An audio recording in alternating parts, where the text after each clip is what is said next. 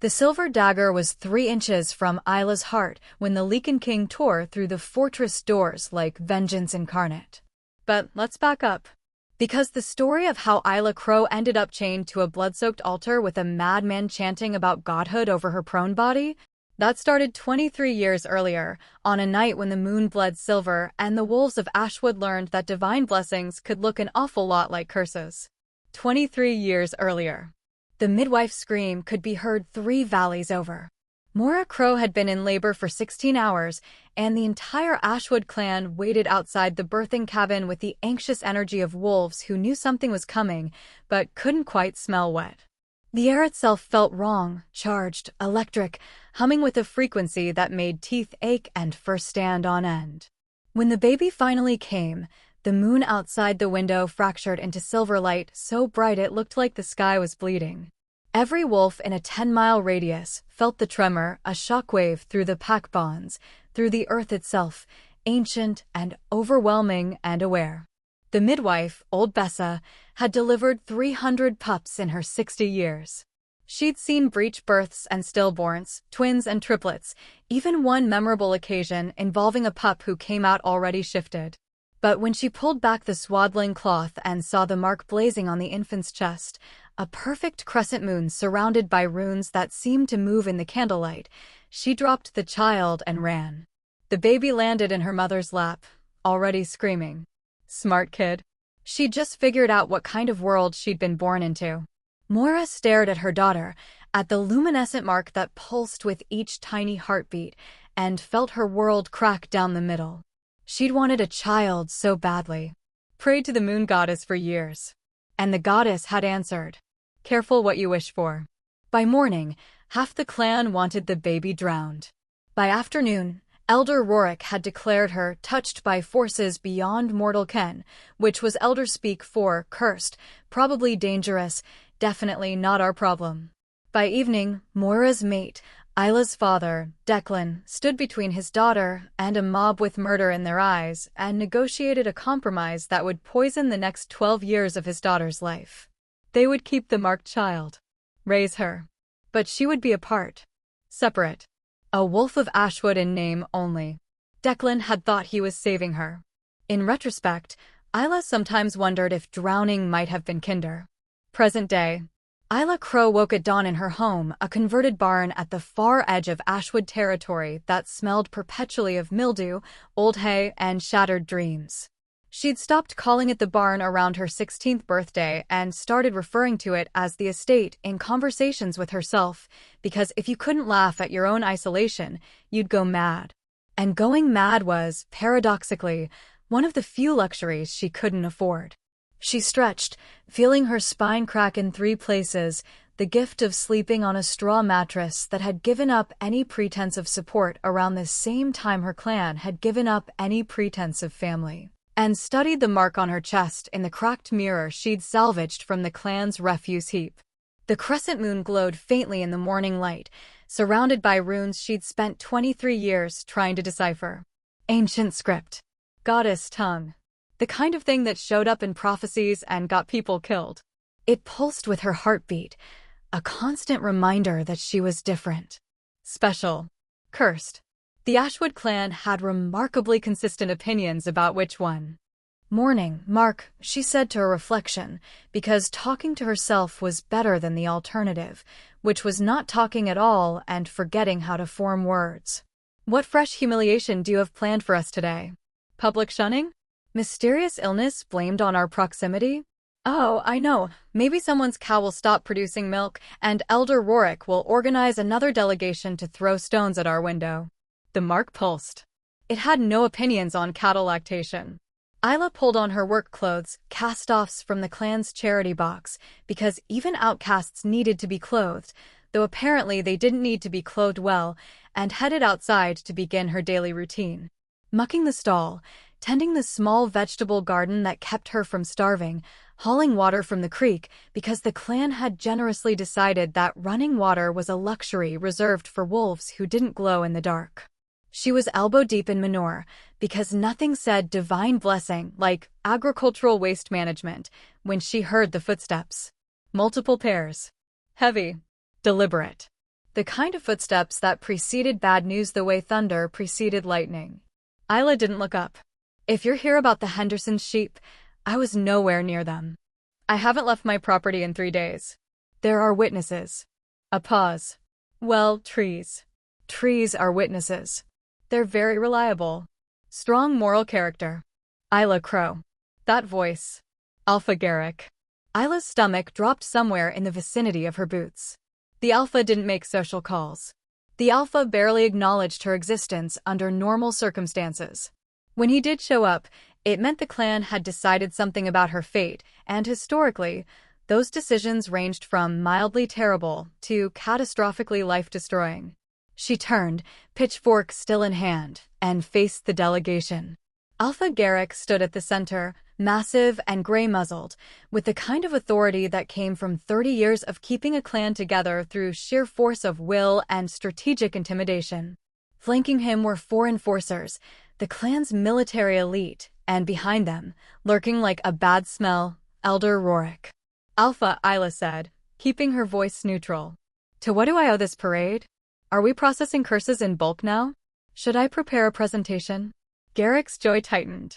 He'd never appreciated her humor, which was unfortunate, because humor was the only thing keeping Isla from screaming into the void 24 hours a day. Isla Crow, he repeated, as if she might have forgotten her own name in the 30 seconds since he'd last said it. Alpha Morven of the Blackmire clan has made an offer for you. The world tilted sideways. Isla had heard of Blackmire. Everyone had. The clan that lived in the Shadowlands to the east, where the trees grew twisted and the wolves practiced the old magics, the dark ones, the blood rites that civilized packs had abandoned centuries ago. Blackmire was where wolves went when they'd been exiled from everywhere else. It was led by Alpha Morven, a wolf so old he'd been ancient when Isla's grandparents were pups. A wolf known for collecting divine artifacts, for hunting relics of the goddess, for practicing rituals that required specific ingredients. An offer, Isla repeated slowly. What kind of offer? And please use small words. I'm just a simple cursed girl who lives in a barn. Complex negotiations confuse me. He's offering gold, Garrick said flatly. Enough to repair our northern border defenses and fund supplies for the winter. In exchange, you go with him. Go with him, Isla said. Like, visit? A cultural exchange program? I teach them about manure management. They teach me blood magic. You become his, Rorik interjected, his voice dripping with satisfaction. His wife. His property. However he wishes to use you. The words hung in the air like poison. Isla looked at the Alpha. At the enforcers.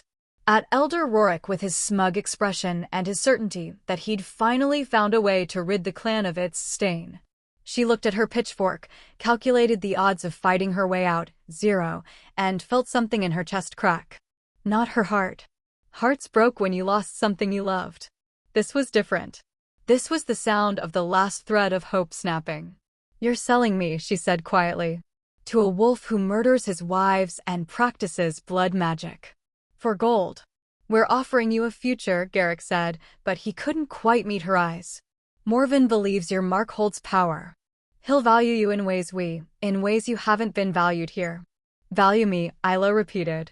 She laughed, and it came out sharp and broken. Alpha, let's not dress this up in pretty words. You're trading me like livestock. Tell me, does the gold come before or after you wash your hands of the family curse? Is there a ceremony? Do you sacrifice a goat to commemorate ridding yourselves of the marked abomination?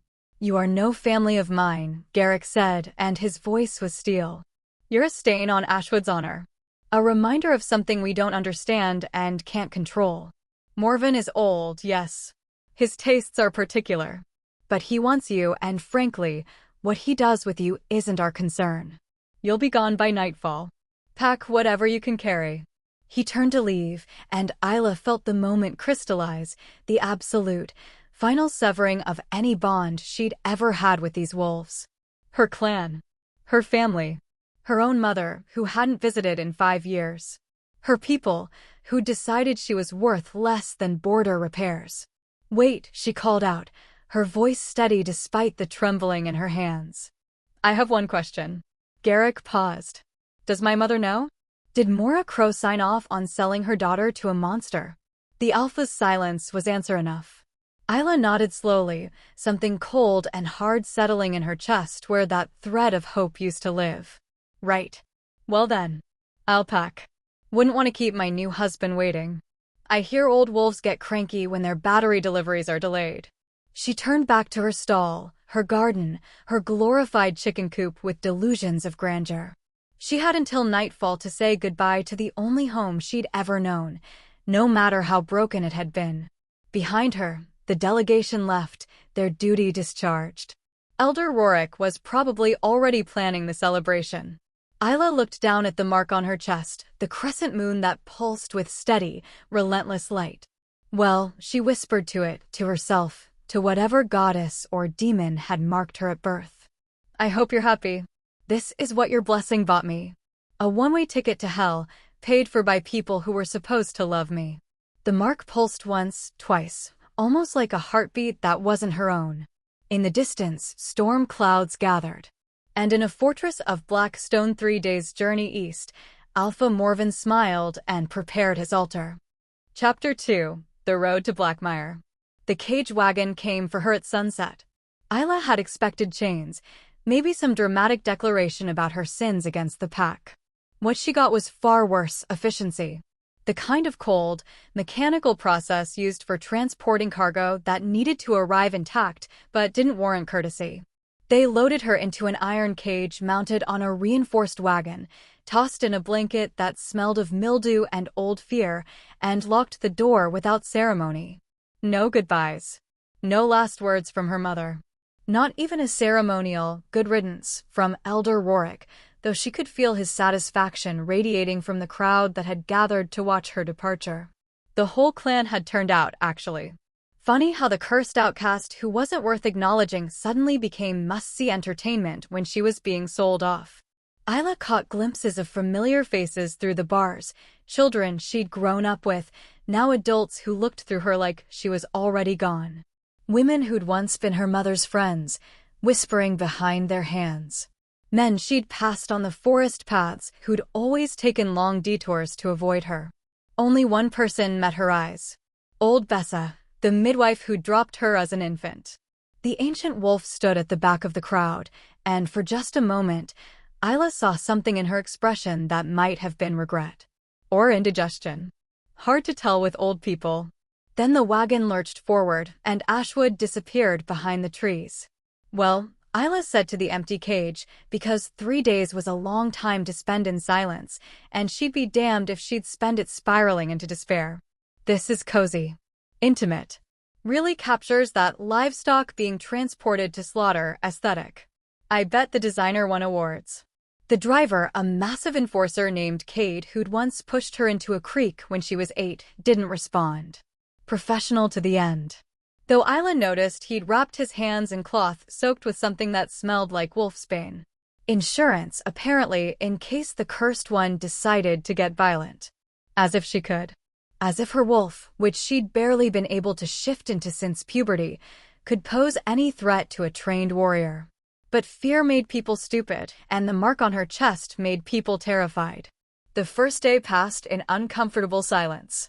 Isla watched the familiar forests of Ashwood give way to neutral territory, the unclaimed lands between packs where rogues and loners hunted. The cage jostled over every root and rock, a constant reminder that comfort wasn't part of this particular travel package. They stopped once, at midday, and Cade shoved a bowl of cold stew through the bars without looking at her. Thanks, Isla said. The presentation really elevates the dish. Very rustic. The lack of spoon is a bold choice. Cade said nothing. Strong silent type. I respect that.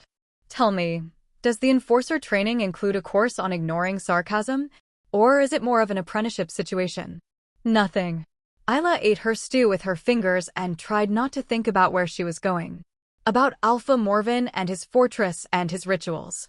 About what, exactly, opening the door to godhood meant. Nothing good. Nothing that ended with her walking away intact. She studied her mark in the dim light filtering through the cage bars. The crescent moon seemed brighter today, pulsing with an urgency that hadn't been there before. The runes around it, Ancient and indecipherable, almost looked like they were moving, shifting into patterns that teased at meaning before dissolving back into incomprehensible script. "What are you?" she whispered, tracing the mark with one finger. It was warm to the touch, always, like a banked fire just beneath her skin. What did the goddess want? Why mark me and then abandon me to this? The mark offered no answers. It never did. That night, they made camp in a clearing surrounded by pine trees that whispered in the wind. Cade built a fire but didn't offer to let Isla out of the cage, even to stretch her legs. She curled up in the corner, wrapped in her sad excuse for a blanket, and watched the stars through the bars. Somewhere out there, the moon goddess supposedly watched over her children, guided them, protected them. Isla had spent 23 years waiting for that protection to kick in. She was beginning to think the goddess had a very particular definition of love that involved abandonment and suffering. "Hey, goddess," she said quietly to the silver moon hanging fat and full above the trees. "It's me, your marked child. The one you blessed with this glowing target on her chest. Just wanted to check in, see if you had any insights on this whole being sold to a dark magic practitioner situation. Thoughts? Concerns? Divine intervention?" The moon hung silent and luminous. "Right. Of course. Why would you answer now? That would be consistent behavior, and we can't have that." Isla closed her eyes and tried to sleep, but every time she drifted off, nightmares jerked her back to consciousness. Dreams of altars and blood and something ancient and hungry watching from the shadows.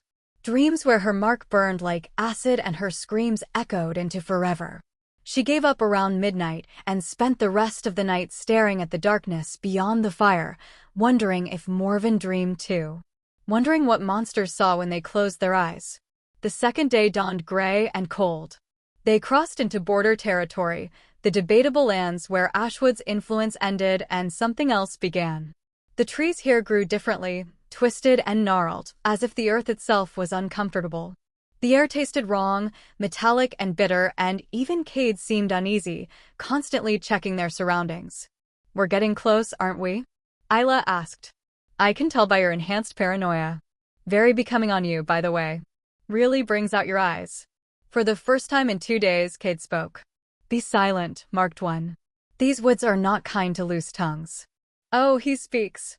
I was starting to think you'd taken a vow of silence. Maybe joined a monastic order dedicated to transporting cursed women in cages. Very specific calling, but who am I to judge?" "This is Blackmire territory," Cade said, his voice low and tense. "The old pack. They practice magics that haven't been seen since the goddess wars. They'll hear you." "Good," Isla shot back. "Maybe they'll rescue me from this delightful vacation package you've arranged." But she fell silent after that, because even through the bars of the cage, she could feel it, the wrongness of this place. It wasn't just dark magic. It was older than that. Deeper. Like someone had taken the natural order of things and bent it just slightly off-center, enough that everything felt subtly incorrect. The wolves that watched them pass weren't right either. Isla caught glimpses through the trees, shadows with eyes that gleamed too bright, forms that were almost wolf but not quite, as if they'd forgotten what shape they were supposed to hold. They moved through the forest like smoke, there and gone, following the wagon with patient, predatory interest. Cade urged the horses faster. By afternoon, they crested a hill, and Isla got her first look at Blackmire proper. The village sprawled in a valley that seemed perpetually trapped in twilight, even though the sun was overhead. The houses were built from dark wood that looked almost black, their roofs steep and adorned with carvings that hurt to look at directly. Wolves moved through the streets with the mechanical precision of puppets, their eyes dull and distant. This wasn't a clan. This was something that wore a clan skin. "Dear gods," Isla breathed. "You're actually taking me into that." "Alpha's orders," Cade said, but she heard the tremor in his voice. Even he was afraid. They rolled through the village, and the wolves stopped to watch. Dozens of them, hundreds maybe, all turning in perfect synchronization to track the cage wagon. Not a single one spoke. Not a single one showed any expression beyond blank, empty curiosity. "What did he do to them?" Isla whispered. Cade didn't answer. Maybe he didn't know. Maybe he didn't want to. The fortress rose at the far end of the valley, a massive structure of black stone that looked like it had been carved from a single piece of volcanic rock. Spires jabbed at the sky like accusations, and the walls were covered in the same painful runes that adorned the village houses. The gates stood open, waiting, and Isla could see shapes moving in the courtyard beyond. The wagon rolled to a stop. Cade dismounted, moved to the cage with hands that shook despite his warrior training, and unlocked the door. "Out," he said. Isla didn't move. "What if I refuse? Then they'll drag you out. Your choice." She climbed out slowly, her legs cramping after 3 days in a cage, and stood in the courtyard of her nightmares. The fortress loomed above her, all sharp angles and malevolent. Architecture. The wolves in the courtyard, guards, she supposed, watched her with those same empty eyes. And then he emerged from the fortress. Alpha Morven was ancient in the way that things that should have died long ago were ancient. His skin stretched over his bones like dried leather, gray and mottled with age spots that might have been rot. His eyes were milky with cataracts, but somehow they still saw too much, saw through flesh to the soul beneath. He moved with the careful precision of something that had forgotten how to be entirely corporeal. He smiled when he saw her, revealing teeth that had been filed to points. The marked one, he breathed, his voice a dry rasp that seemed to come from everywhere and nowhere. "Yes. Oh yes. You'll do nicely." He circled her like a predator, like a connoisseur examining a particularly choice cut of meat, and Isla forced herself to stand still, to not run screaming, because running would only make it worse. Predators loved it when prey ran. "Show me," Morven commanded. Isla didn't pretend to misunderstand. She pulled down the collar of her shirt, exposing the mark on her chest. The crescent moon blazed in the dimness of the courtyard, brighter than it had ever been, and the runes around it writhed and twisted with agitated energy. Morven reached out with one skeletal hand, and Isla flinched back before she could stop herself. "Don't touch me," she said, and was proud that her voice didn't shake. Morven laughed, a sound like bones rattling in a box. "Oh, I won't. Not yet. Not until the ritual. The goddess's mark must be pure, untainted by lesser wolves." His cataract's eyes fixed on her face. "Do you know what you are, child?" Cursed, apparently, Isla shot back. "Unwanted. A stain on my clan's honor. I've heard all the variations." "You're a key," Morven said, and there was hunger in his voice that made Isla's skin crawl. The moon goddess locked away her power when the first bloodlines failed her. Sealed it behind a door that can only be opened by one marked at birth under bleeding moonlight. "For centuries, I've searched for one like you. And now, here you stand." "What door?" Isla demanded. "What are you talking about?" But Morven was already turning away, gesturing to his guards. "Take her to the preparation chamber. Feed her, clothe her in the ritual garments. The ceremony begins at midnight, when the moon is at its apex." He glanced back, and his smile was terrible. "Tonight, I become what kings only dream of. Tonight, I ascend to godhood." The guards seized her arms with hands that felt more like stone than flesh, and Isla was dragged into the fortress, into the darkness, into the belly of whatever nightmare she'd been sold into. Behind her, Cade climbed back onto his wagon and fled like demons were chasing him. Smart man. Chapter 3. The Altar of Ascension. The preparation chamber was exactly as horrifying as the name suggested.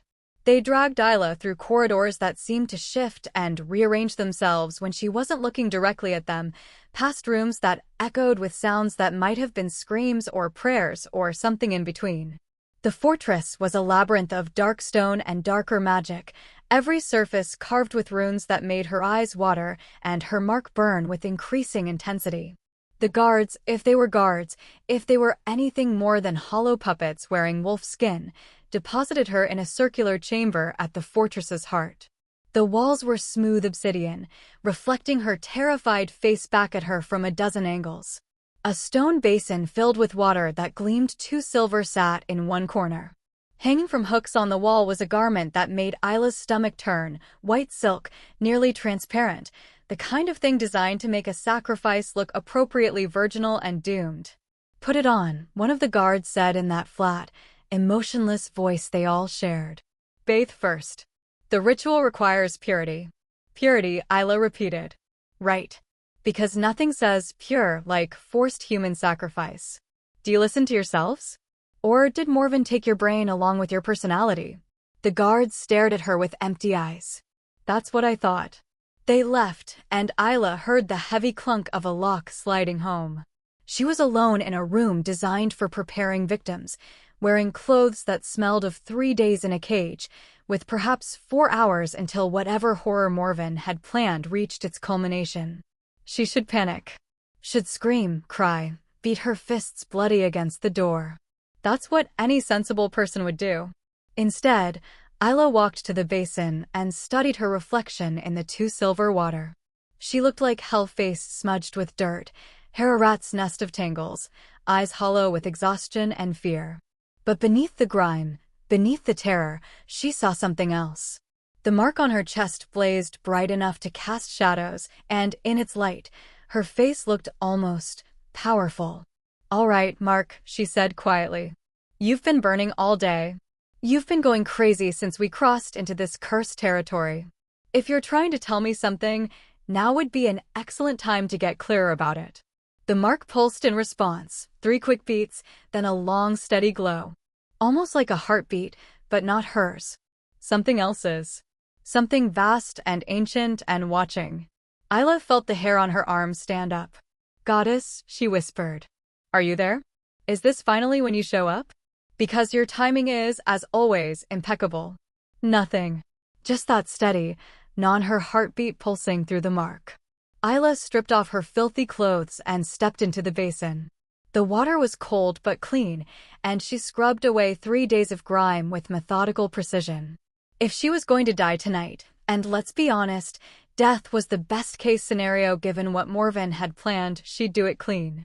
She had standards. Low standards, admittedly, but still. She dried off and examined the ritual garment.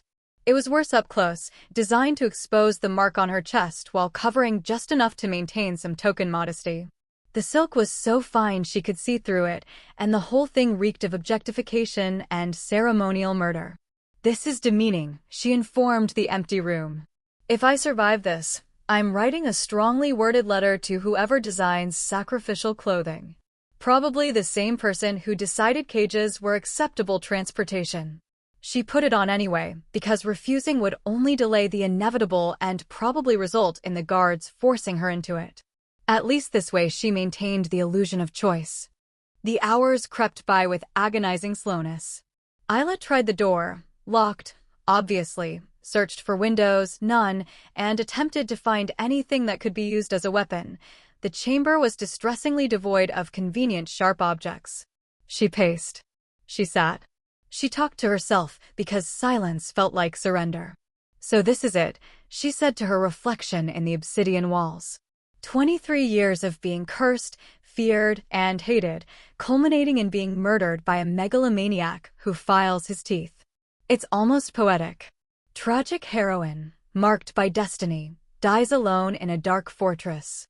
They'll probably make a ballad about it. The ballad of Isla the Stupid, who didn't run fast enough. Her mark pulsed again, faster now, more agitated. "You don't like that version? Fine. How about the ballad of Isla the Abandoned, marked by a goddess who ghosted her for 23 years. Better." The mark flared so bright it cast the entire chamber in silver light. Isla froze. Okay, you're definitely trying to tell me something. But I don't speak glowing chest tattoo, so you're going to need to be more specific. Before she could puzzle it out further, the door swung open. The guards had returned, and behind them stood Morven himself, now dressed in robes of deep crimson that looked suspiciously like they'd been dyed with blood. Probably because they had been. "It's time," he said, and there was such terrible anticipation in his voice that Isla's courage nearly crumbled. "Nearly. Already," she said, forcing her voice to stay light. "I was just getting comfortable. The accommodations are lovely. The basin really ties the room together." Morven's smile was a wound. "Your humor won't save you, child. But I appreciate the spirit. It will make the sacrifice that much more potent." The guards seized her arms again. Gods, didn't anyone in this place understand personal space, and hauled her out of the chamber. They moved through the fortress with purpose now, descending deeper into its bowels, passing chambers that glowed with sickly green light and others that seemed to swallow light entirely. They emerged in a vast ritual chamber that made Isla's preparation room look like a luxury suite. The space was circular, carved from the same obsidian as the fortress walls, with a domed ceiling covered in runes that writhed and pulsed with malevolent energy. At the chamber's center stood an altar of black stone, its surface stained with substances that Isla really didn't want to identify. Surrounding the altar were hundreds of wolf skulls arranged in concentric circles, their empty eye sockets seeming to track her movement. And the smell. Gods, the smell. Copper and rot and something sweet and cloying that made Isla's stomach heave.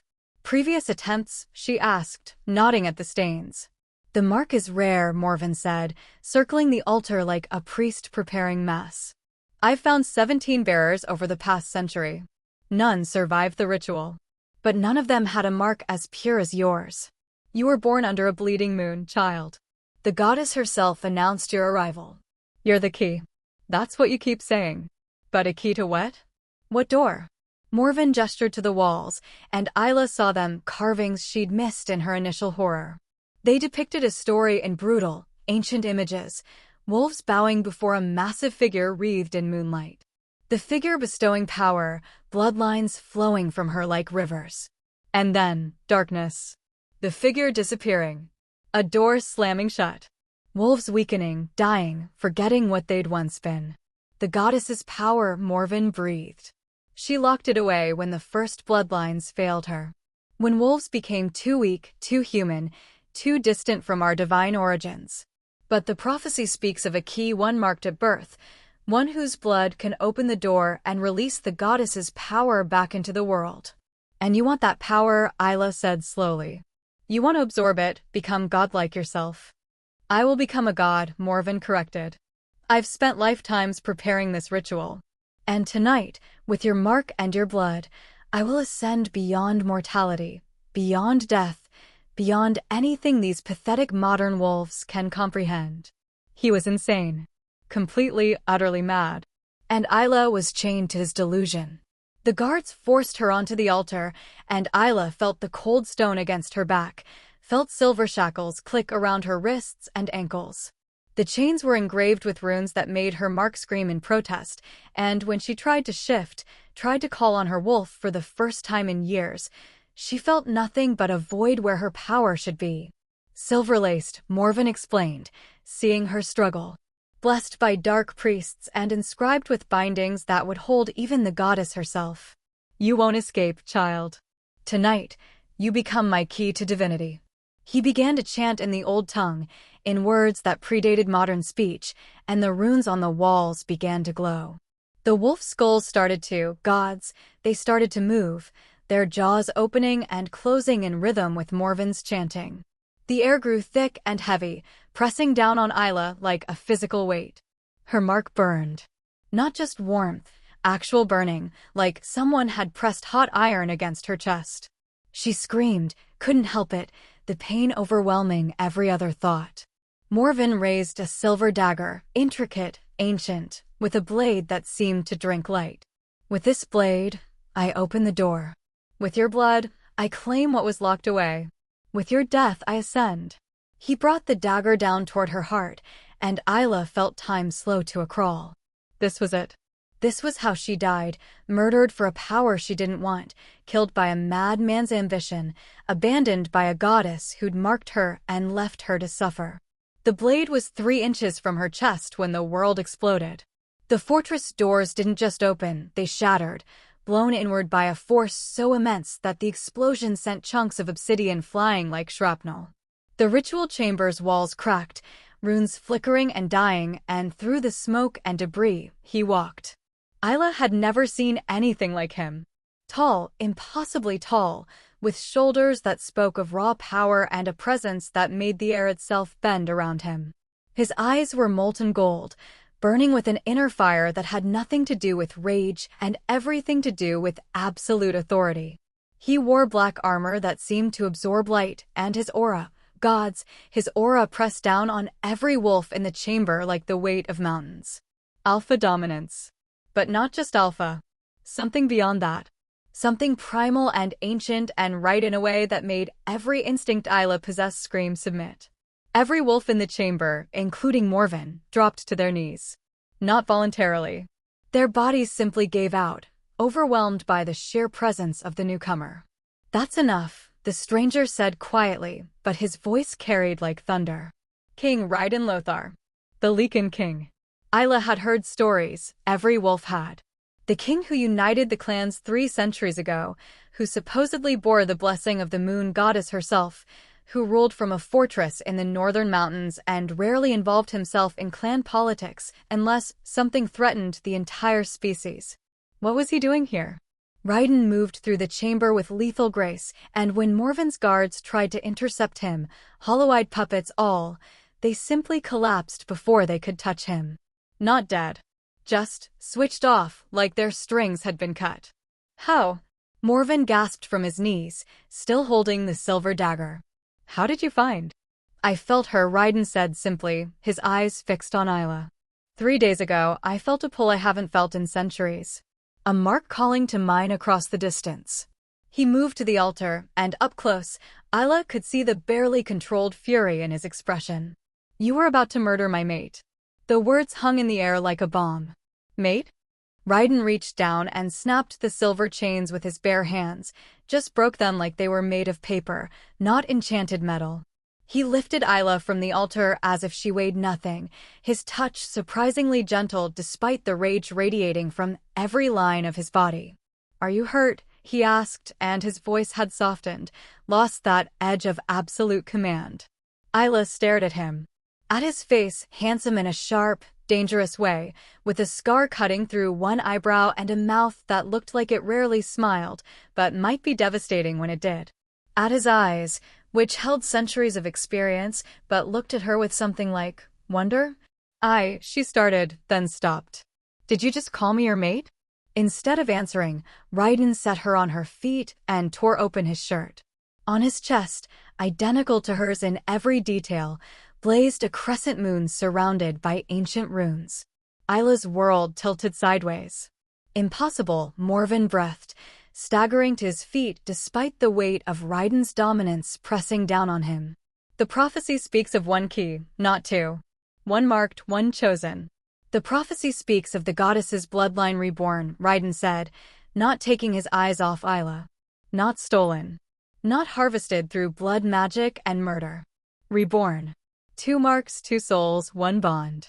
He looked at Morven then, and his expression promised death.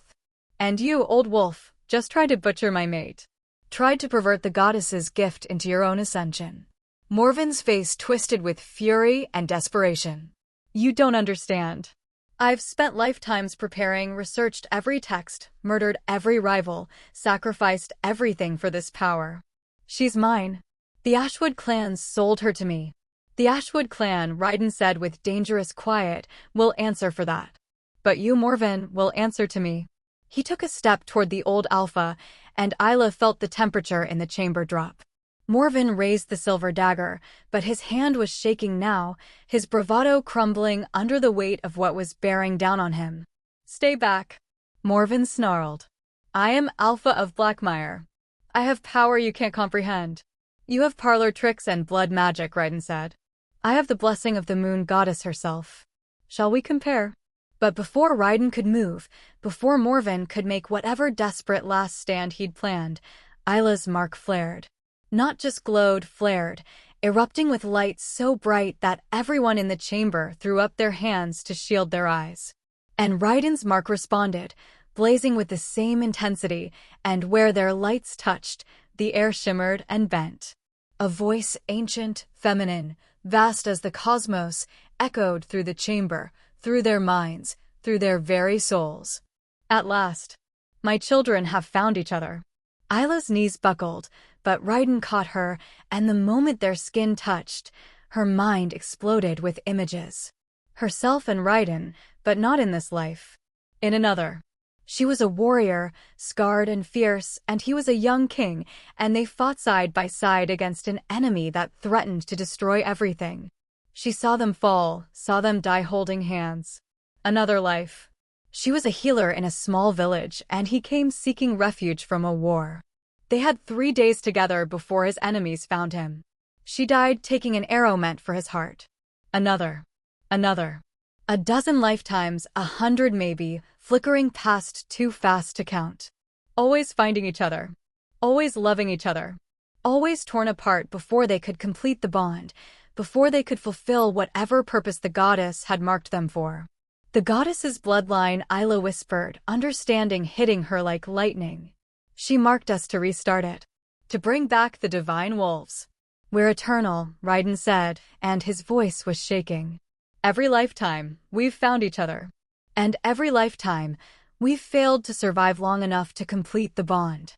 Until now, the goddess's voice whispered through their minds. You have finally survived to find each other. My children. My chosen. The bloodline begins anew. The light from their marks pulsed in synchronization, and Isla felt something shift in the world, reality rearranging itself, acknowledging that something fundamental had just changed. Morven made a sound halfway between a sob and a scream. No. No. This power is mine. I earned it. I sacrificed everything. He lunged with the silver dagger, but he wasn't aiming for Raiden. He was aiming for Isla's heart. Time slowed. Raiden started to move, but he was too far away. The blade descended, and Isla felt her wolf, dormant for so long, suppressed by fear and silver and isolation, suddenly surge forward. But it wasn't the broken, frightened creature she remembered.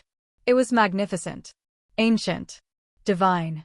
Isla caught Morven's wrist mid-strike, and her hand blazed with silver light. The old alpha's eyes widened in shock and terror, and then he crumbled. Just dissolved into ash, his form disintegrating from her hand outward until nothing remained but dust and the echo of a scream. The chamber fell silent. Isla stared at her hand, at the silver light still dancing across her skin. Did I kill him? You defended yourself, Raiden said, moving to her side. The goddess's power recognized a threat and eliminated it. I turned him into dust. He was already mostly dust, Raiden said, and there was something almost like humor in his voice. You just accelerated the process. Isla laughed, and it came out slightly hysterical. I turned an alpha into ash. With my hand. This is either the best rescue ever or the most complicated marriage proposal in history. Raiden's lips twitched. Can't it be both? And despite everything, the blood, the terror, the cosmic revelation, the fact that her entire understanding of reality had just been shattered and reassembled, Isla felt something warm unfurl in her chest. Something that had nothing to do with goddess marks and everything to do with the way Raiden was looking at her. Like she was precious. Like she was powerful. Like she was exactly what she was supposed to be. So, she said, trying to ground herself in humor because the alternative was a complete breakdown. Eternal mates, huh? The goddess marked us to restart her bloodline? That's a lot to process. Do you have, like, a pamphlet? A FAQ. I have a kingdom, Raiden said. And 300 years of waiting for you. 300 years?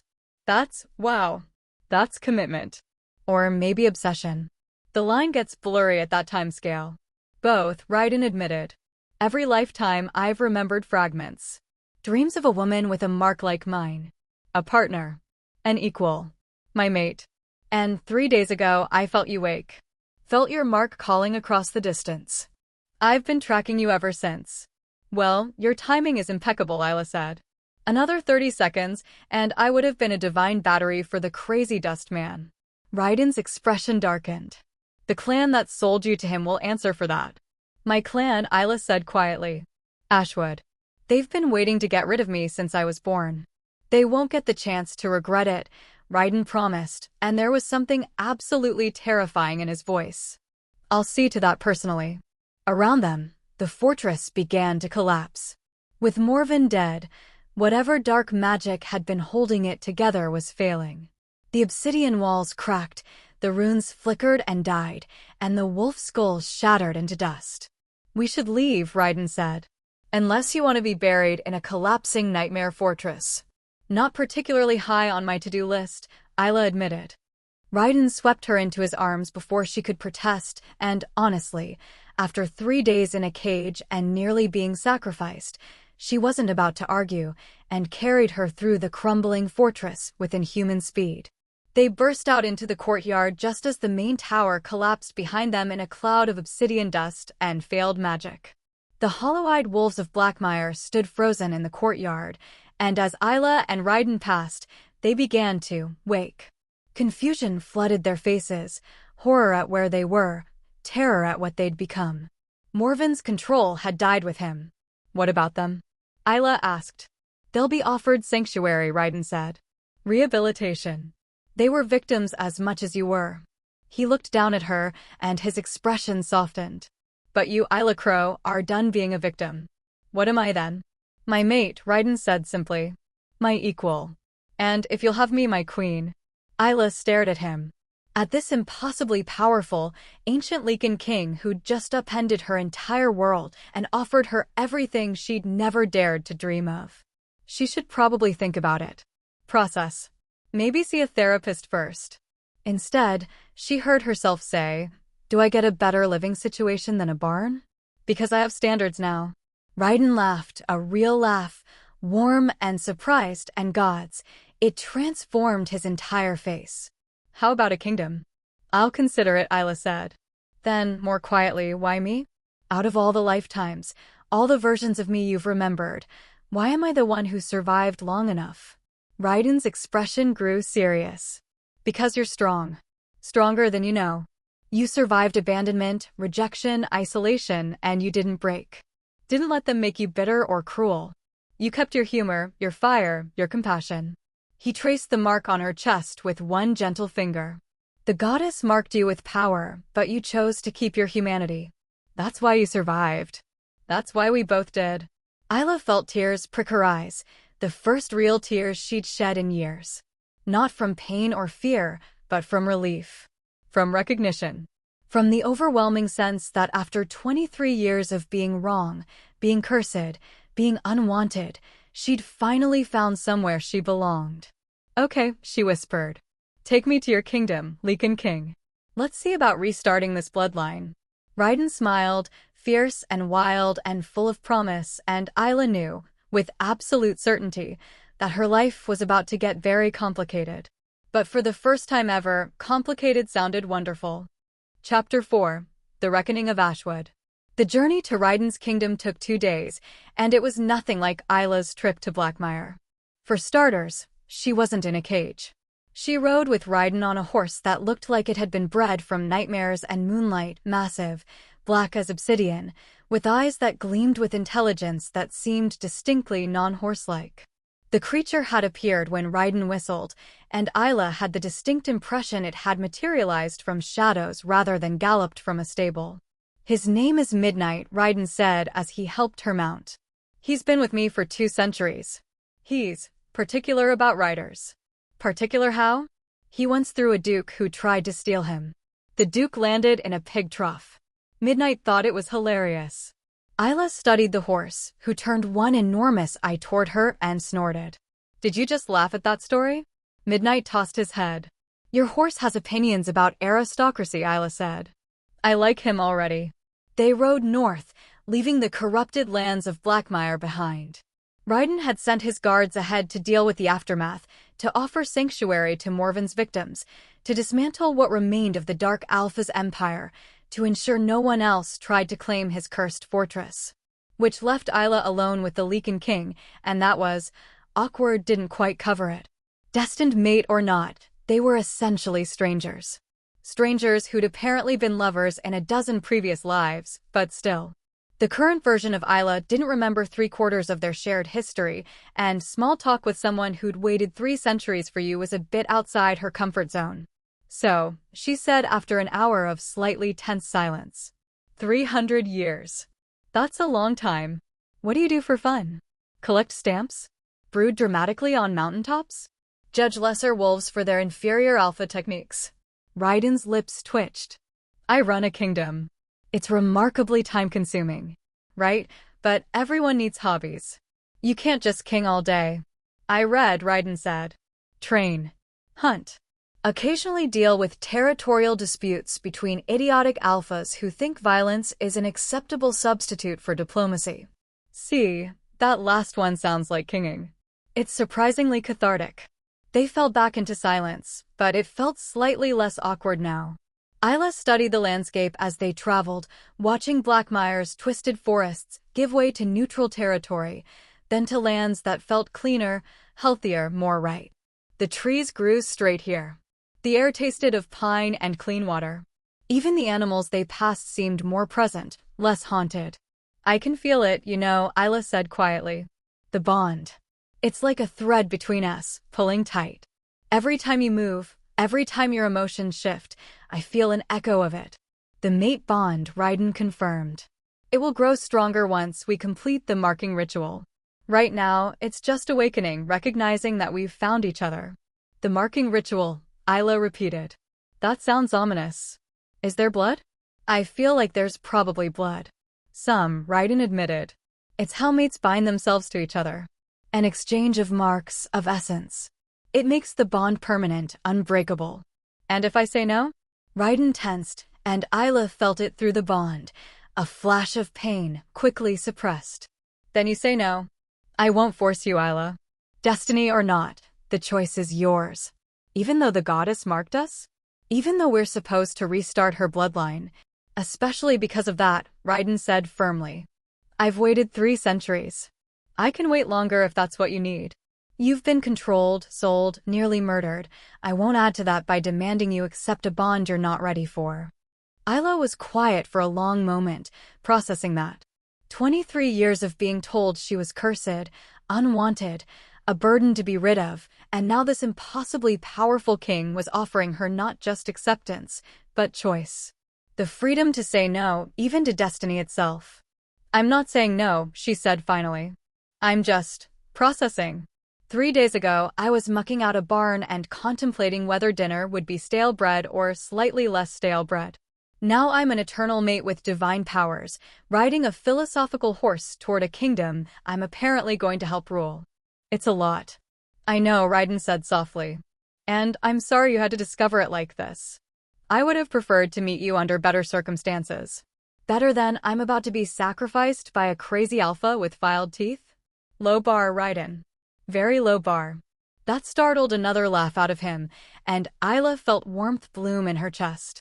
She liked making him laugh. Liked seeing that stern, regal expression crack to reveal something more human underneath. They made camp that night in a clearing beside a stream that sang over smooth stones. Ryden built a fire with the easy competence of someone who'd been doing it for centuries and produced food from his saddlebags that was actual food, bread that was fresh, cheese that didn't taste like sadness, even some dried fruit. Isla ate like she hadn't seen real food in years, because she essentially hadn't. Better than barn living? Ryden asked, watching her with amusement. So much better, Isla said through a mouthful of bread. This is what bread is supposed to taste like. I'd forgotten. The amusement faded from Ryden's expression, replaced by something darker. Tell me about Ashwood. About how they treated you. Isla shrugged, suddenly uncomfortable. It wasn't. I mean, they fed me. Gave me shelter. It could have been worse. Isla. The command in his voice made her look up. His eyes were molten gold in the firelight, and there was fury there, carefully controlled, but burning.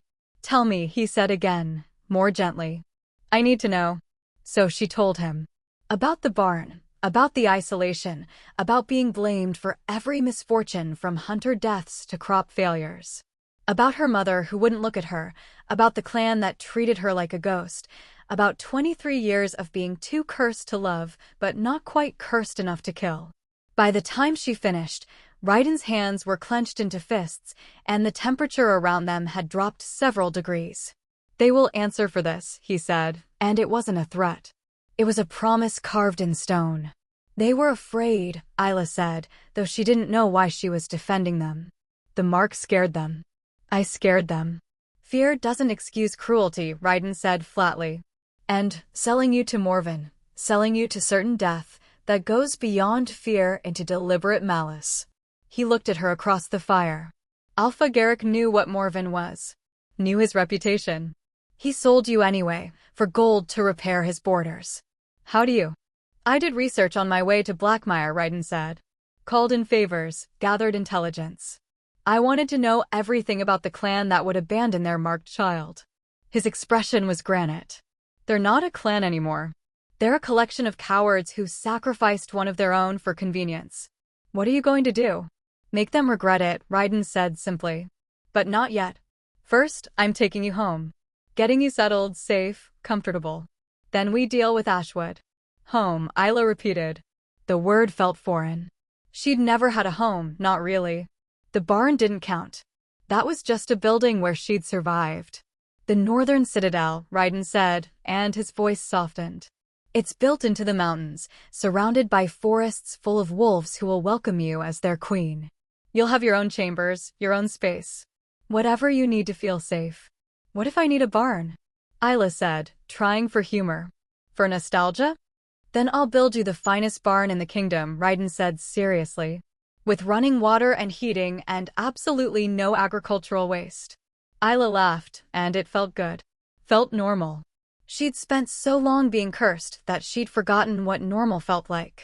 They talked into the night, Ryden sharing stories of his kingdom, of the wolves who served him, of 3 centuries of rule and the lessons he'd learned. Isla told him about the books she'd read, stolen from the clan library, about the stars she'd studied from her barn window, about the small rebellions that had kept her sane. Eventually, exhaustion pulled at her, and she found herself drifting despite her best efforts to stay awake. Sleep, Ryden said gently. I'll keep watch. You don't have to. Isla. He moved to sit beside her, and the warmth of his presence was overwhelming. For 3 centuries, I've dreamed of this. Of finding you, protecting you, making sure you're safe. Let me do this. Let me watch over you. She wanted to argue. Wanted to insist she could take care of herself. But gods, she was tired. 23 years of taking care of herself, of always being on guard, of never having anyone to lean on, it had worn her down more than she'd realized. So she let herself lean against Ryden's shoulder, felt his arm come around her, and for the first time in her life, felt truly safe. They reached the Northern Citadel at sunset the next day, and Isla's breath caught in her throat. It was magnificent. The fortress rose from the mountainside like it had grown there naturally, all white stone and soaring towers, with walls that gleamed in the fading light. Forests surrounded it, ancient pines that whispered in the wind, and even from a distance, Isla could see wolves moving through the trees. Hundreds of them, maybe thousands, all part of Ryden's pack. Home, Ryden said simply. As they approached, wolves began to emerge from the forest, not threatening, but curious. They lined the path, watching as their king rode past with a stranger, and Isla felt their confusion through the pack bonds. Their questions. Their wonder at the mark on her chest that blazed even through her clothing. A massive gate swung open, and they rode into a courtyard that was nothing like Morven's fortress. This place was alive, wolves in human form moving with purpose, children playing in corners, the smell of cooking meat and fresh bread drifting from somewhere. It felt like a community. Like a real pack. Ryden dismounted and helped Isla down, and the moment her feet touched the ground, every wolf in the courtyard dropped to one knee. My king, they said in unison. Rise, Ryden commanded, and they obeyed. He kept one hand on Isla's back, steadying her, as he addressed his pack. This is Isla Crow. She bears the mark of the moon goddess, as I do. She is my mate and your queen. You will treat her with the respect and honor she deserves. Silence. Then a woman stepped forward, tall, silver-haired, with eyes that held both wisdom and steel. My king, the prophecy, is fulfilled, Ryden said. The goddess's bloodline begins anew. Isla and I are the first. There will be more. The courtyard erupted in whispers, in shock, in wonder. Isla felt their emotions crash over her, awe and fear and hope all tangled together. My queen, the silver-haired woman said, bowing deeply. I am Thera, the king's second. If you need anything. I need a bath, Isla heard herself say. And food that isn't stale bread. And maybe someone to explain how I went from barn exile to queen in 3 days, because I'm still processing. Thera's lips twitched. I believe I can arrange all of that. Come. Raiden squeezed Isla's hand once, a promise of later, and she followed Thera into the citadel. Through corridors of white stone carved with beautiful, non-painful runes. Past chambers that glowed with warmth and life. Up spiral stairs to a suite of rooms that made her barn look like the hovel it was. The chambers were enormous: bedroom, sitting room, bathing room, and what appeared to be a private library. Everything was done in shades of silver and blue, with windows that looked out over the forest and mountains beyond. The bed alone was bigger than her entire barn. These are the Queen's chambers, Thera explained. They've been empty since, well, they've been empty a very long time. The king has been waiting for you. 300 years, Isla said faintly. Longer than that, if the stories are true, Thera said. The mark appeared on his chest long before he became king. He's spent lifetimes searching for his mate. She studied Isla with those sharp eyes. And now you're here. The marked queen. The goddess's chosen. I'm just Isla, Isla said. I'm not queen material. I lived in a barn. I don't know how to rule. You survived 23 years of abandonment and cruelty without losing your compassion or your fire, Thera said firmly. You turned an alpha to ash with your bare hand. You're exactly what this kingdom needs. She paused. And between you and me, the king needs someone who'll call him on his brooding. He's been insufferable lately. Despite everything, Isla laughed. Thera smiled. The bathing room is through there. Take your time. I'll have food sent up and clothes that actually fit. The king will want to see you when you're settled, but there's no rush. She left, and Isla stood alone in chambers that were now apparently hers. She moved to the window, looked out at the forest and the mountains and the wolves moving below, and felt something crack in her chest. She'd survived. Against all odds, against abandonment and cruelty and attempted murder, she'd survived. And now she stood in a castle, marked by a goddess, claimed by a king, with a future that stretched out bright and impossible before her. Isla touched the mark on her chest and whispered, "Thank you. I don't know if you can hear me, goddess, but thank you. For not abandoning me. For leading me here." The mark pulsed warmth in response. Maybe the goddess had been there all along. Maybe the mark wasn't a curse, but a compass, guiding her toward this moment. Toward Raiden. Toward home. Isla smiled and went to take that bath. 3 hours later, clean and fed and dressed in clothes that actually fit, Isla found Raiden in what Thera called the war room. It was a circular chamber with a massive table covered in maps, surrounded by warriors who were clearly his inner circle. They all looked up when she entered, and Isla saw their eyes go immediately to her mark, which glowed softly in the lamplight. "Am I interrupting?" she asked. "Never," Raiden said immediately. He stood, moving to her side. "We were just discussing Ashwood." Isla's stomach dropped. "What about them?" "They sold you," one of the warriors said, a massive man with scars crossing his face. "Sold you to a monster for gold. That's a declaration of war." "It's more complicated than." "It's not," Raiden interrupted, his voice hard. "They abandoned you as a child. Isolated you. Blamed you for misfortunes you had no hand in. And when they had a chance to do right by you, they sold you to certain death." He looked at her, and his eyes were gentle even as his voice remained steel. "I know they were your clan, Isla. But what they did was unforgivable. So, what are you going to do?" "I'm going to visit Alpha Garrick personally," Raiden said.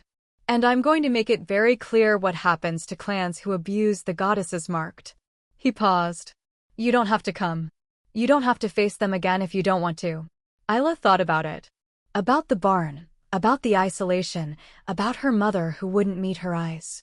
About Alpha Garrick selling her like livestock and Elder Rorik's satisfied smile. "I'm coming," she said. "They need to see what they threw away. They need to see that I'm not cursed, I'm blessed. And they need to understand that their fear and cruelty have consequences." Raiden studied her for a long moment, then nodded. "Then we leave at dawn. All of us." He looked at his warriors. "Ashwood is about to learn what it means to anger the Lycan King." The warriors grinned, feral and dangerous. And Isla felt her own wolf stir, felt the divine power that had turned Morven to ash pulse through her veins, and thought, yes, let them see. Let them finally see what they created when they abandoned the girl marked by the goddess. Tomorrow, Ashwood would answer for their sins. And Isla Lothar, Queen of the North, would make sure they remembered it. Chapter 5. The Queen Returns. Dawn broke cold and clear over the northern citadel, and with it came preparation for war. Not the kind of war fought with swords and claws, though Raiden's warriors were clearly ready for that if necessary. No, this was the kind of war fought with presence, with power, with the systematic dismantling of everything a clan thought they knew about their place in the world. Isla stood in her chambers, studying her reflection in a full-length mirror that had probably cost more than Ashwood's entire treasury. Thera had dressed her in clothing fit for a queen, deep blue silk that seemed to flow like water, with silver embroidery that matched the mark on her chest. Her hair, freshly washed and braided with silver thread, fell down her back in a style she'd only ever seen on clan leaders' mates. She looked powerful. She looked regal. She looked nothing like the cursed girl who'd lived in a barn. "They won't recognize you," Thera said from behind her, adjusting the clasp on Isla's cloak. "And that's the point. You're not the girl they discarded anymore. You're their queen, and they're going to grovel." "I don't want them to grovel," Isla said quietly. "I want them to understand. To see what they did. They'll understand," Thera promised. "The king will make sure of it." There was a knock at the door, and Raiden entered. He dressed for confrontation, black armor chased with silver, a cloak that moved like living shadow, and an aura of command so intense that even Isla felt the urge to submit. He looked every inch the Lycan King, ancient and powerful and absolutely terrifying. Then his eyes found hers, and his expression softened. "You look." He paused, searching for words. "You look like you were always meant to wear a crown." "I feel like I'm playing dress-up," Isla admitted. "What if I mess this up? What if I'm not?" "You turned an alpha to ash 3 days ago," Raiden said, moving to stand before her. "You survived 23 years of isolation and cruelty without losing your compassion or your fire.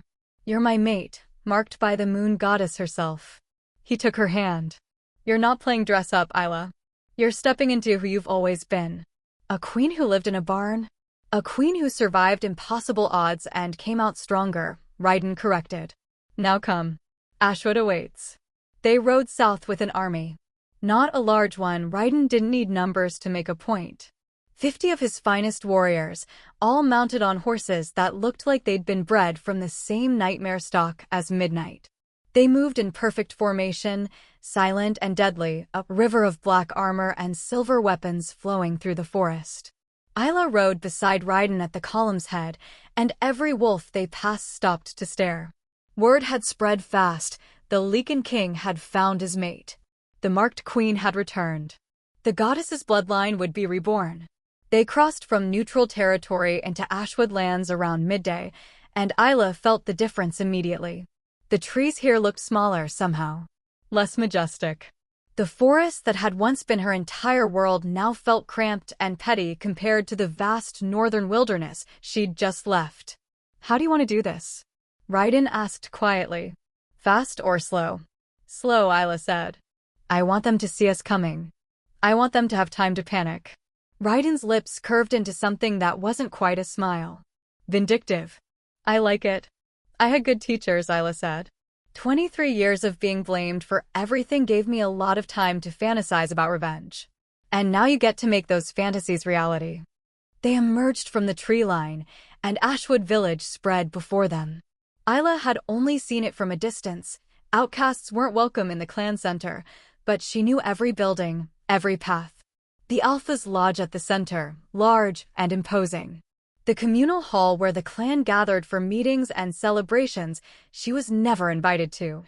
The neat rows of houses where families lived and laughed and pretended she didn't exist. And at the far edge, barely visible, her barn. Her prison for 11 years.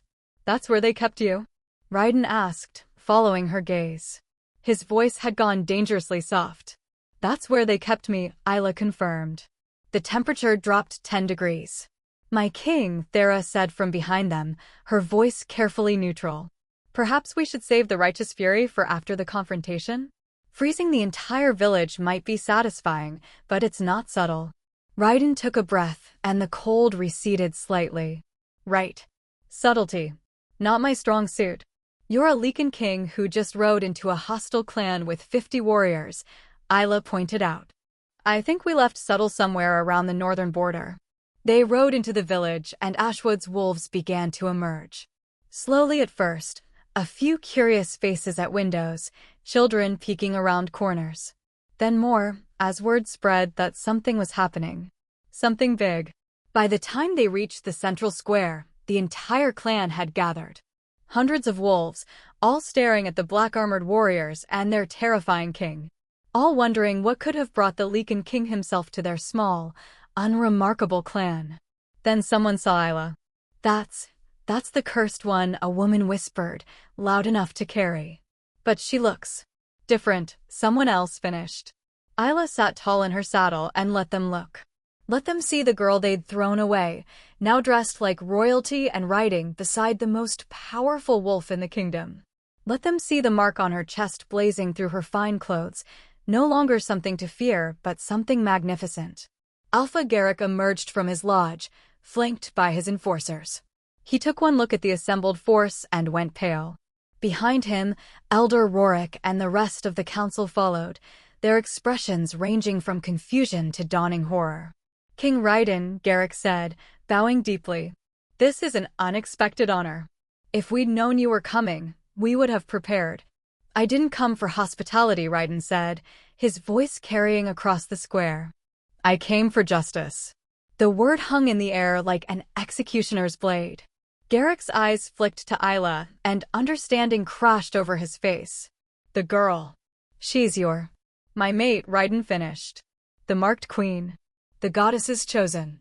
The woman you sold to a monster for gold to repair your borders. The crowd gasped. Isla saw her mother near the back, one hand pressed to her mouth, her face white as snow. Saw the wolves who'd once been her childhood playmates, who'd grown up avoiding her, now looking at her with expressions of shock and growing fear. We didn't know, Garrick said, but his voice wavered. We thought, we were told it was a curse. You were told it was a curse by cowards who feared what they didn't understand, Raiden said, and his voice was ice. You isolated a child. Blamed her for tragedies she had no part in. Made her live in squalor while the rest of your clan thrived. He dismounted, and the crowd shrank back from his presence. And when you had the chance to protect her, to honor the goddess's gift, you sold her. To Alphamorven. A wolf known for blood magic and murder. We were desperate, Elder Rorik protested. The northern borders are not worth a life, Raiden snarled. Especially not the life of one marked by the goddess herself. We didn't know she was your mate, Garrick said, grasping at straws. If we'd known, would it have mattered? Isla spoke for the first time, and every eye in the square turned to her. She dismounted slowly, letting them see her in all her regal glory, letting them understand exactly how far she'd risen from the barn they'd shoved her into. Would you have treated me differently if you'd known I was destined for a king? Or would you have just found another excuse to be rid of me? Garrick opened his mouth, then closed it. No answer was good enough. Isla walked forward, and the crowd parted before her like water. She moved through them, past the baker who'd always shortchanged her portions, past the healer who'd refused to treat her when she was sick, past the children who'd thrown rocks at her barn and called her cursed. She stopped in front of her mother. Mora Crow looked like she'd aged a decade in 3 days. Her eyes were red-rimmed, her face haggard, and when she met Isla's gaze, tears spilled down her cheeks. Isla, she whispered. My daughter. You let them sell me, Isla said quietly. You didn't fight for me. Didn't even say goodbye. I was afraid, Mora sobbed. The mark, the goddess, I didn't know what it meant. I thought if I kept you close, if I loved you, it would bring more darkness to our family. Your father died, and I thought. You thought I killed him? Isla's voice cracked. He died of pneumonia, mother. A common illness that had nothing to do with me. I know, Mora said. I know that now. But then, I was so scared, and the clan said.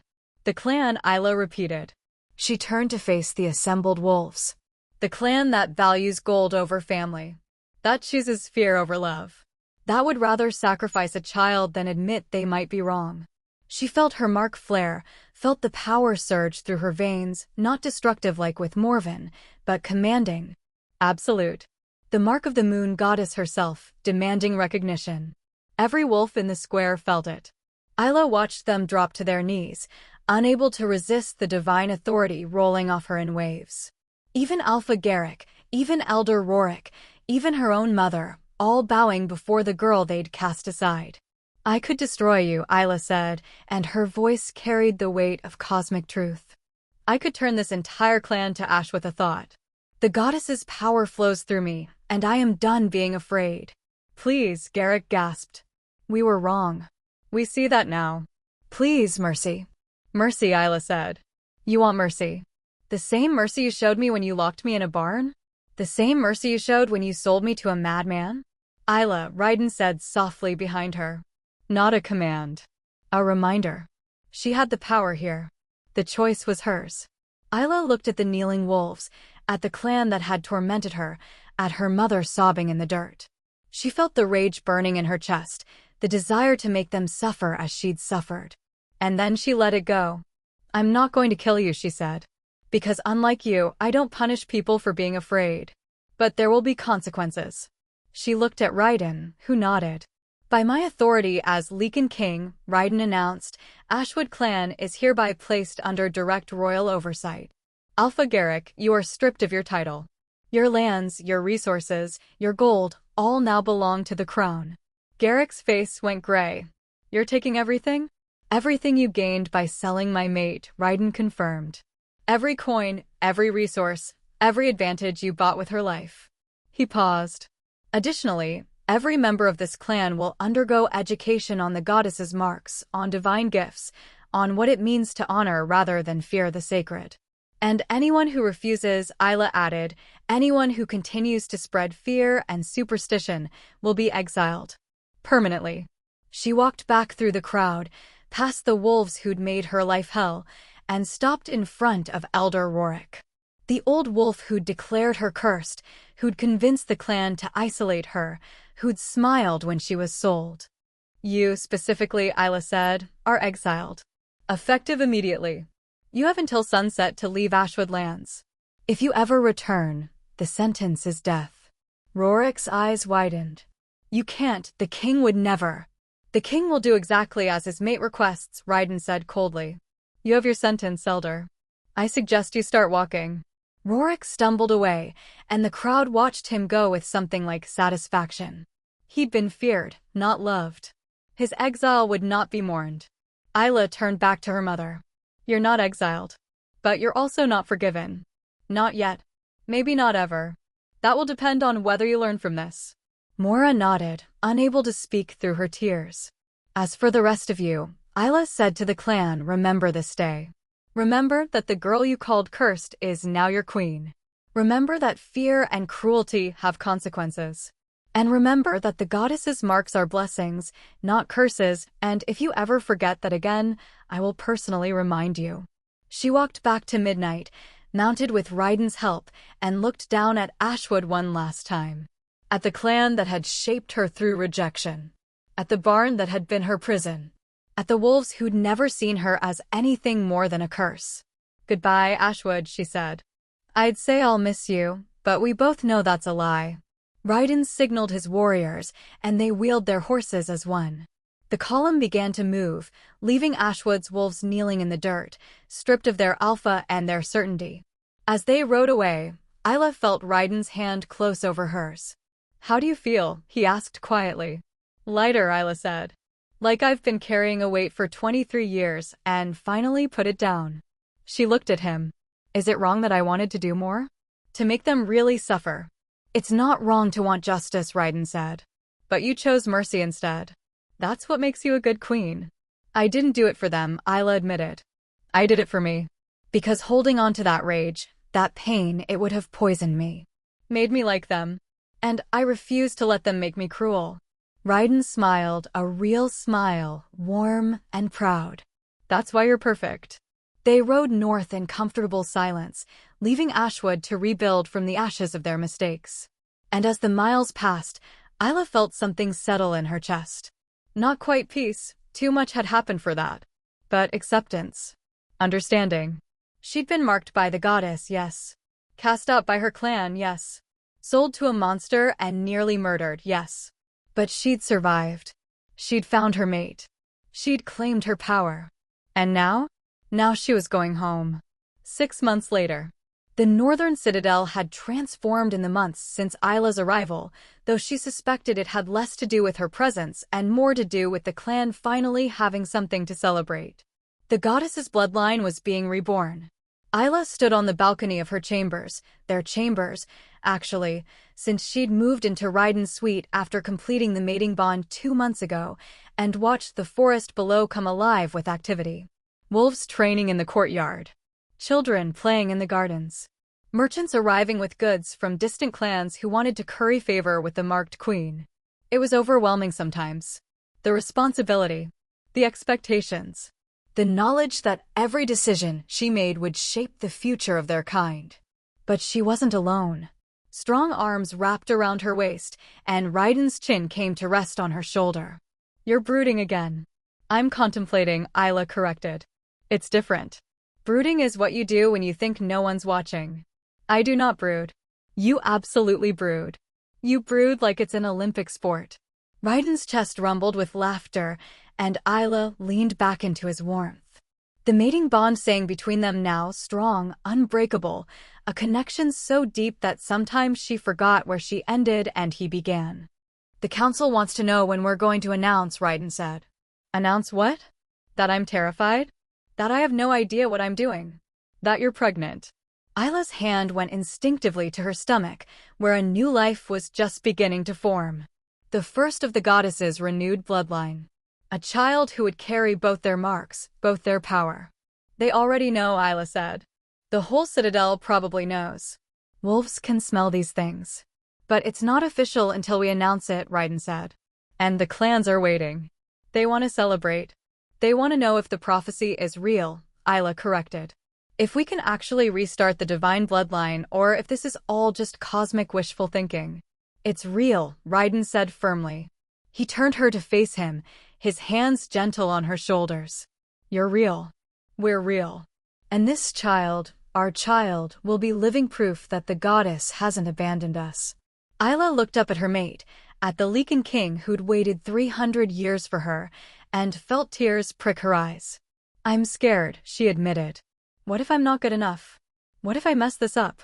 "You survived Ashwood," Ryden said. "You survived Morven. You turned an alpha to ash with your bare hands and then chose mercy over revenge." He smiled. "If that's not good enough, I don't know what is." "You have an annoying habit of being right," Isla said. "I've had 3 centuries to practice." She laughed, and the fear receded slightly. Not gone, probably never completely gone, but manageable. Bearable. Because she didn't have to do this alone. "All right," she said. "Let's announce it. Let the clans celebrate. Let them see that the goddess's bloodline lives again." Ryden kissed her, soft and sweet and full of promise, and Isla felt the mating bond flare between them, felt their marks pulse in synchronization, felt the tiny new life in her womb respond to their combined power. She'd been marked by the goddess. Cast out by her clan. Sold to a monster and nearly murdered. But she'd survived. She'd found her mate. She'd claimed her power and her throne. And now? Now she was building a future. Not just for herself, but for all their kind. For the divine wolves who would be born from their bloodline. For the generations that would come after and remember that the goddess hadn't abandoned them after all. Isla Lothar, once of Ashwood, now Queen of the North, stood on her balcony and looked out at her kingdom. At the wolves who'd welcomed her. At the forests that felt like home. At the future spreading out before her like starlight. "Hey, goddess," she whispered to the sky. "I know I was angry for a while. Thought you'd abandoned me. But I get it now. The mark wasn't a curse. It was a compass. Leading me here. To him. To this." The mark on her chest pulsed warmly. A response, a blessing, a promise. "My child. My chosen. The bloodline begins anew." Isla smiled and took Ryden's hand. Together, They walked back inside to announce to their kingdom that the prophecy was fulfilled, that the goddess's power would flow again, that the age of divine wolves had returned. And somewhere in the ruins of Ashwood, a small barn stood empty and forgotten, a monument to fear and cruelty and all the things Isla Crow had survived. She didn't need it anymore. She had a kingdom now. She had a mate. She had a future that blazed as bright as the mark on her chest. And she had finally come home. Epilogue. 1 year later. The birthing chamber was chaos, and Isla was certain she was going to die. "I'm dying," she gasped, gripping Raiden's hand hard enough to break bones. "I'm definitely dying. This was a terrible idea. Why did we think this was a good idea?" "You're not dying," Raiden said, though he looked slightly panicked. "The healers said everything is progressing normally." Normally? There is nothing normal about this. Thera appeared at Isla's other side, her expression a mix of amusement and sympathy. "My queen, women have been giving birth since the beginning of time. You're doing beautifully." "I turned an alpha to ash," Isla panted. "I faced down a madman on an altar. I stripped Ashwood of its power. And this is what might actually kill me." "Dramatic until the end," Raiden muttered, but his voice was fond. "I heard that." Another contraction hit, and Isla screamed. Through the pain, through the exhaustion, she felt something else, the mating bond flaring, Raiden pouring his strength into her, their marks blazing in perfect synchronization. And beneath it all, another presence. Small but powerful. Divine. Their daughter. "One more push," the head healer urged. "Come on, my queen. You're almost there." Isla gathered every scrap of power she had left, divine strength, stubborn will, the accumulated fury of 23 years of being told she was cursed, and pushed. The world exploded into sound and light, an overwhelming relief. And then, cutting through everything, a baby's cry. "A girl," the healer said, her voice full of wonder. "A healthy, perfect girl." They placed the baby in Isla's arms, and the world stopped. She was beautiful. Tiny and perfect, with a shock of dark hair and eyes that gleamed golden even in the low light. And on her chest, blazing luminescent against her newborn skin, was the mark. The crescent moon. The ancient runes. The goddess's blessing. "She's perfect," Isla whispered, tears streaming down her face. Raiden leaned over them both, his expression full of awe and terror and overwhelming love. "She's ours. What should we name her?" Isla asked. "Luna," Raiden said immediately. "After the goddess who brought us together." Luna Lothar, Isla tested. Daughter of the marked queen and the Lycan King. First of the renewed bloodline. She looked at her daughter, at the mark blazing on her tiny chest, and felt something settle in her soul. "Welcome to the world, little one. Your grandmother tried to sell me, and a madman tried to sacrifice me, but you're going to be loved, protected, celebrated." Luna opened her eyes, impossibly aware for a newborn, and looked directly at her mother. And in that moment, Isla felt the goddess's presence more strongly than she ever had before. "Well done, my child. The bloodline lives. And through your daughter, through her children, through all the generations to come, I will walk among my wolves again." The mark on Isla's chest pulsed warmth, not pain, not burning, but pure, radiant love. "Thank you," Isla whispered. "For the mark. For Raiden. For all of it. You were never cursed, my daughter. You were always blessed. Always chosen. Always mine."